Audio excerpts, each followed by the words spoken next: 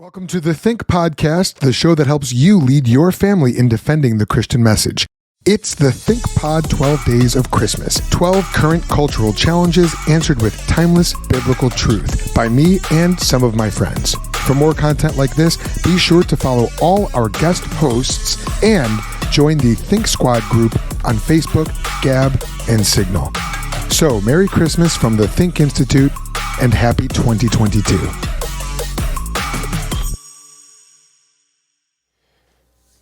Welcome to day 5 of the 12 Days of Christmas, the Think Podcast, where there are 12 days, 12 challenges that we're going to deal with. This is day number 5. We are going to deal with the topic of, has the Bible been corrupted? This is something that many people will argue, that the Bible's been corrupted. The argument is based on the idea that what we end up seeing is the fact that the Bible, this is a time before there was like Xerox machines or computers or even a printing press. And so the only way to make a copy of anything that's written down is to do it by hand. And anytime you do copying things by hand, especially very large works, you're bound to make certain mistakes in copying. Now, we're going to deal with these mistakes, and we'll call them what they are called textual variances. So what's that mean? It just means any change from one text that you're copying to another text, and it has a change. Spelling error, punctuation difference, word missing, word added, things like that. Now, what people will try to say is that the Bible was corrupted, and this argument comes in various forms. Some will deal with just the idea, as we're saying, to deal with these variances. And that's where we're going to focus most of our time. But before we get to there, let's take care of some of the easier arguments that we end up hearing that people have. Some will say the Catholic Church changed it. I knew one individual when I was evangelizing at Montclair State University. He tried to argue that the Catholic Church actually changed the Bible in the 1500s. Now, that was kind of strange, because what he argued was that the Catholic Church collected all the copies of the Bible that were out there, changed them, and then replaced them without anybody knowing. Now, think about that one through, and you'll realize it's kind of hard to do. But there's arguments that say that. Some will say the Catholic Church did this in the 300s. Some will say the Bible originally taught that Jesus was man, and then later they edited it to add in his deity, as if the original writing didn't have that. Well, we're going to go through and answer a lot of those and more in this episode. Now, I want to focus on the main area that we do have to deal with when this topic comes up, is this idea of textual variances. With a handwritten copy, if you tried this, you'll find, take a copy of the Bible, just write it, make a copy of it, any book of the Bible, and you're going to see that there's certain things you may have a tendency to do, especially if you're trying to do it quickly. Maybe you're going to see the word "the" on one line and "the" on another line, and you may skip an entire line without even noticing it because you line up the words. Or maybe because you're in a hurry and you're making a copy, you may be copying something in, say, Mark. But in your mind, you think you know the text, and you start writing, but actually what you did was you wrote something you had from memory from Matthew. Things like that will happen. Does that mean the Bible is corrupted? Does it mean that people purposely change the text of the Bible? Well, let me answer that in a way you may be surprised, and that is, yes, there are people who did do that. There are people throughout history who did, in fact, try to corrupt the Bible. Even in our history of America, Thomas Jefferson, you can look at the Thomas Jefferson Bible, where he took out certain things he just didn't like and didn't think should be there. You can also look at the Slaver's Bible. In the Slaver's Bible, the Bible that they would read to the slaves in America or in England and other places, what they had was a Bible that had certain things taken out, like, well, they removed the part in in the Old Testament where it says you cannot kidnap a person. Interesting. They kept all the parts about obeying your master, conveniently, but they took anything out that would say that what they did in kidnapping people to enslave them, they removed that so that the slaves wouldn't know that what the masters did was wrong. So there were people who have corrupted the Bible. Does that mean the Bible we have today in our hands is corrupt? Well, actually, no. Because of the fact that, yes, we see those Bibles that where people have tried to corrupt them. We compare them to all the other Bibles, and we can see what was removed. We can see if things are added because of looking at the other manuscripts. Now, let me define what a manuscript is. A manuscript is basically a copy of a text, in this case, the Bible. Most often, we're going to deal with the New Testament when we talk about this stuff, and I'll explain why the new rather than the old is more important in this discussion.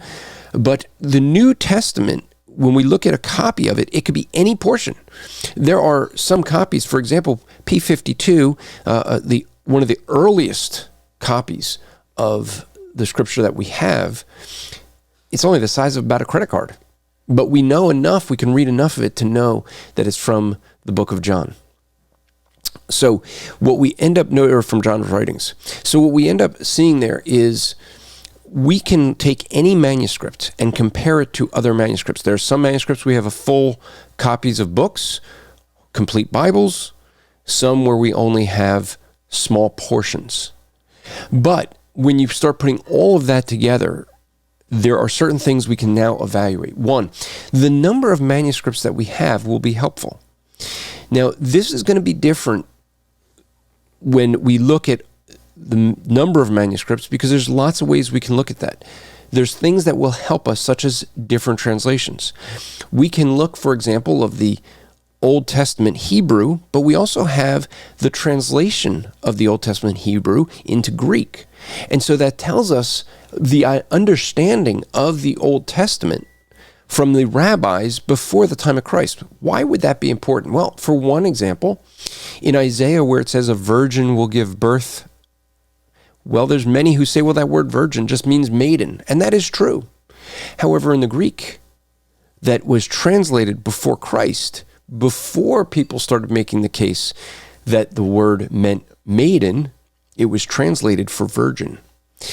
And so you can look at things like that and get an understanding sometimes of how things were understood, how things were, when you're translating it, you do lose something in translation. Now, in Old Testament, they had a very different process than New Testament, and therefore they have far fewer variances. A variant, again, is just any change, no matter how small. And so there's far fewer variances because of the way they went about it. They were more diligent to check every letter that they were copying. And if they had a text that they copied and it had more than a few errors, they wouldn't use that to make another copy. So because of the diligence of the scribes, you don't have as many variances in the Old Testament. Now, most of them occur in the New Testament. Most of the argument for the corruption of the Bible is in the New Testament, the claims of it. When we look at this, there's going to be three things we want to look at. First, as I mentioned, is the number of manuscripts. How many manuscripts do we have? The more manuscripts we have, the better. Why? Very simply. If you have one manuscript, for example, the Quran, they wrote down what was supposedly told from Muhammad to his soldiers. They knew it audibly. They had it memorized. They went to write it down, and they had different copies. Well, someone looked at all the copies. He burned all the others and kept one. And they said, this is the one. And they keep that. They say there's only one copy. Well, how do you know what the others said? Well, if all of them were burned, you can't know. With only one copy that you have, if you only have the one, it's hard to know where the variance is. Now, with the Quran, because that was also copied, there are actual variances in the Quran. Muslims don't like to talk about that. But you also have books like the Book of Mormon which claims to be the most accurate book in all history. Now, that was made after the printing press, so there should be absolutely no changes, yet there's almost 4,000 changes in the Book of Mormon that exists today to the one that Joseph Smith wrote down. Now, once you had a printing press, you can reproduce over and over and over the exact same thing. There shouldn't be any variances there. So those are actual changes that were purposely made. And when you look at some of those, they are for doctrinal purposes. So as we look at the New Testament, though, we have about 5,000 to 9,000 Greek manuscripts. Mention the Greek because that's the language. Once you open it up to translations, you're in the 70 to 90,000. So there's a lot of manuscripts that we have, and we're speaking of handwritten. Now, we're going to look at the Greek New Testament and say, okay, we're going to look to see, can we say that this was corrupted? Well, one of the things, because we have so many manuscripts, we can compare them. What does that do for us? Well, that tells us, looking at all of the different manuscripts, where there were changes, where someone forgot a word or a line or added something, took it from something they memorized from Mark and added it to Luke, whatever. Those things happened, just as it would for you. So we have people that would do that. When we look at all the manuscripts, we can now identify where those changes occurred. Now, some people would say, well, if wherever you have the majority, that should be what the original said. That's not always the case. It's not always the case that if you have a majority of them, that's more. It might be that in certain areas of the world, there was more copying going on, and therefore you have more copies. It also could be that certain parts of the world that the texts will weather better. For example, they might have been preserved in other areas where they're not. You look at like the Dead Sea Scrolls. Why do we have those today? Because of the way they were preserved in the caves. Now, as we look at that brings up another thing that we have to look at, not just the number of manuscripts, but where we find those manuscripts. Why does that become important? Because not only does it help with how they're preserved, as I mentioned, but even more so, where they are could tell us where changes occurred. Let me give an example. If 10 of you were with me in a room, and I gave you each a handwritten letter and asked 10 of you to go out to wherever you live and to make copies for people in that area. And say one of you goes to France and one goes to England and one goes to Canada, Mexico, all over. And you see in all of those copies, in all the places, there's one thing where it says, Jesus Christ the Lord. But in France, it just says, Jesus Christ Lord. That's different. Now, when we can compare those in England and Scotland and the UK, Mexico and Canada and the US, all those, and we see it's only France that has that change, it becomes easy to assume, okay, this is the one area where there was a change. Now we know that probably, because all the ones that are copied in France have that same mistake, that is probably something that wasn't in the original, and we look at the ones from all the rest of the world. That's one thing, that the location makes a difference. So I mentioned the number of manuscripts. I mentioned the location. Let me give you a third thing when we come to this issue of corruption. How early is the writing, the manuscript we have, compared to the date that it was written? Now, this becomes important. Why? Because the more time that went on, the more opportunity for corruption, for mistakes to be made in the copying. The closer you are to the original, the fewer mistakes that could be made just by time. Now, is that always the case? No, because you may have a copy that hasn't been, that was written far later in time, but maybe it was written from an early copy. And even though its writing was later, or it was found later, doesn't mean that it had more errors. Maybe it's more accurate. However, we just know that with copy to copy to copy to copy, each time it's copied, each time it changes hands, there's more of an opportunity of this mistakes or corruption to occur.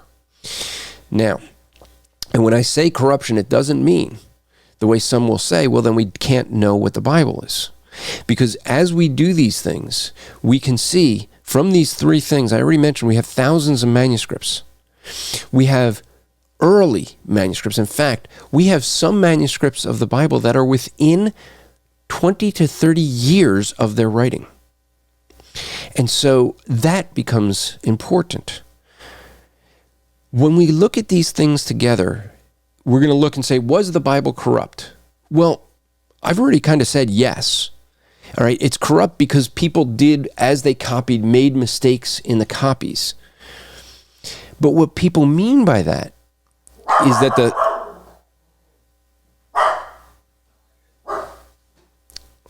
sorry about the dog. What they mean by that is the fact that what we end up with is simply this. We have all these copies. We have early copies. We're going to look at now two issues. We want to look at, does the meaning of the text change? One. Two, can we get back to the original meaning? Now, when we look at all those variances that we mentioned, and there's thousands of them. However, when we say thousands, that sounds like a lot, but there's like 140,000 Greek words in the Bible. So the fact that there's about 8,000 variances, words that have changes in them, out of 140,000, that's not too much. Here's the thing, though. We look at them, 75% of those are spelling mistakes. Spelling and punctuation. Why should punctuation not concern us? Because there were no punctuation in the first writings. In the early writings of the Bible, they didn't have punctuation. That was added later. So anything that's punctuation, that's not going to affect the meaning. We don't care to get back to the original with that. Spelling, we can get back to the original of spelling. We can correct the spelling. So 75% of those variances aren't an issue. Easily get back to. Now, when we look at this, why these two, if we can get back to the original, what was like a spelling mistake and correct it, it doesn't affect anything. If the meaning doesn't change, it doesn't affect anything. In fact, there's not one Christian doctrine that's affected by any of these variances. When we look at the only category that should concern us would be those that are both the meaning of the text changes and we can't get back to the original. Let me give you one example. There are some manuscripts that say that Jesus Christ is the son of a carpenter, and others that say that Jesus Christ is a carpenter. Now, do you know any doctrine based off of Jesus being a carpenter? I don't. And so the reality is that as we look at that, not a big deal. So if we have that, we say, okay, we can't get back to the original, but the meaning does change. Whether he could actually be both for all we know. He could have been the son of a carpenter and a carpenter. But when we look at this, the more conservative number that's used is 1% of all the variances fit into the category of meaningful changes, and we can't get back to the original. Now, when you have that, we're talking 86 words out of 140,000. Not a big deal. Not one of them affects any doctrine. In fact, the biggest argument made by Bart Ehrman, who's trying to say that the Bible's been corrupted, in his book, Misquoting Jesus, he uses the example that Jesus says, some texts say he's a carpenter and some say he's the son of a carpenter. Big deal. Doesn't affect any doctrine. In fact, in his paperback edition, first edition, he wrote an epilogue to that book, and in there he admitted that there's not a single Christian doctrine that's affected by any of these variances. Now, I gave you the conservative number. I remember taking a class with Daniel Wallace on the issue of textual criticism. He said the more realistic number, because we have found so many more manuscripts, that number has gone down to 1/5 of 1%. That would say that the Bible that we hold in our hands, in the meaning, which is what the importance is 99.98% accurate. I would put that number up against CNN any day of the week. What we end up seeing is, did the Bible have changes? Yes. Was it corrupted? No. Because we have so many manuscripts, and because of where they're located, that helps us in correcting these variances. And because we have so many early manuscripts, we can compare all these and realize that the meaning of the Bible and much of what we have, over 99% of what we have, the meaning isn't changed. We can get back to the original, and we have very much the Bible that was originally written. Maybe not identical, but it shouldn't affect anything as far as Christian doctrine. So has the Bible been corrupted? Well, you could say yes if you're talking about the fact that we do have, for a fact, know that there were changes that were made that were accidental. We know that some were purposeful. Does the meaning of the Bible, was that corrupted? Absolutely not. Because we have all of the manuscripts to examine, and we can say with great assurance that the Bible is the most trusted document in all of antiquity.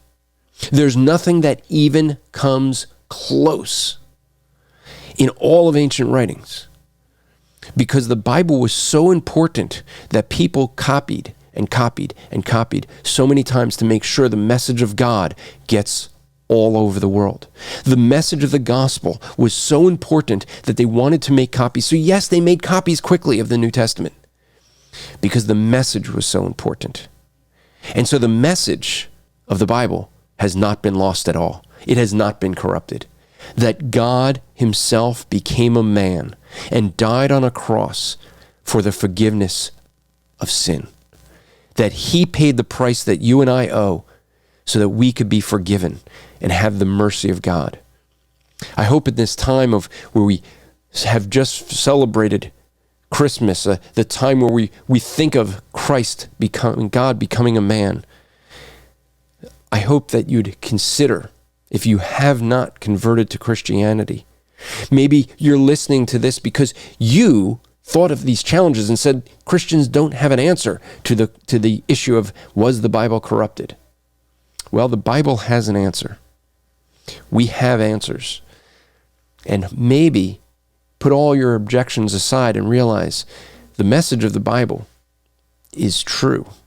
You are accountable to God. Every one of us. You need to repent. Stop trusting yourself as a good person or trusting your good works, and trust in Almighty God for the forgiveness of sin. And I hope you continue listening or watching for the rest of the 12 days with the Think Podcast. Okay, that about wraps it up for this episode. The Think Podcast is a production of the Think Institute and is produced by yours truly, Joel Sedekase. The Think Institute operates under Church Movements, a ministry of Cru under the division of Cru City. To learn about how to support the Think Institute and my family tax-free, go to thethink.institute/partner. I hope you heard something helpful today. I know I did. Remember, this is not goodbye. This has just been a short stop on the journey as we learn to lead our families in defending the Christian message. And we'll see you next time. Until then, I hope it made you think.